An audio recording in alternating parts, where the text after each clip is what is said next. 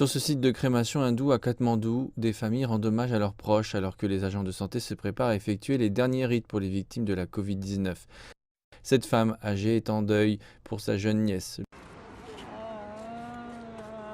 Le Népal est en proie à une deuxième vague de Covid qui se développe rapidement et les personnes âgées de 21 à 40 ans, le groupe des jeunes en âge de travailler, sont les plus durement touchés. De nombreux hôpitaux du Népal sont pleins et surchargés. Les villes et communautés frontalières sont incapables de gérer le nombre croissant de patients. Dans la ville de Birgunj, à la frontière avec l'Inde, Amit Verma tient une pharmacie à côté d'un hôpital dédié à la Covid. La semaine dernière, il a perdu son beau-frère de 40 ans. 4 jours avant sa mort, il est venu en moto pour être admis à l'hôpital. J'étais avec lui. Il ne présentait aucun symptôme. Le jour de sa mort, nous étions en fait venus le faire sortir de l'hôpital pour qu'il reste en isolement à la maison. Mais malheureusement, cela s'est produit.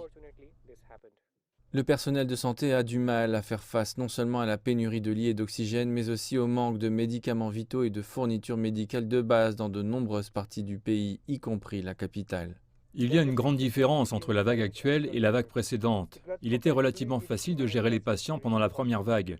Soudainement, avec la deuxième vague de Covid, nous avons vu un énorme pic de patients et nous avons du mal à y faire face. La pénurie de lits d'hôpitaux à travers le pays a obligé les patients critiques qui recherchent des soins à rester à la maison. Les crématoriums font des heures supplémentaires alors que les décès augmentent et que les sites de crémation pour les victimes de la Covid-19 sont élargis. Les experts de la santé publique disent que le nombre record d'infections que le Népal affiche quotidiennement n'est pas la vraie image de la façon dont la Covid-19 ravage le pays. Le Népal n'a imposé un confinement de 15 jours qu'en dernier recours pour briser la chaîne d'infection et réduire la pression sur le système de santé, mais les critiques disent que ce n'est pas une solution permanente et que le gouvernement doit faire beaucoup plus que simplement imposer un confinement au hasard. Avec 45% des tests qui reviennent positifs, le Népal a atteint le point de non-retour.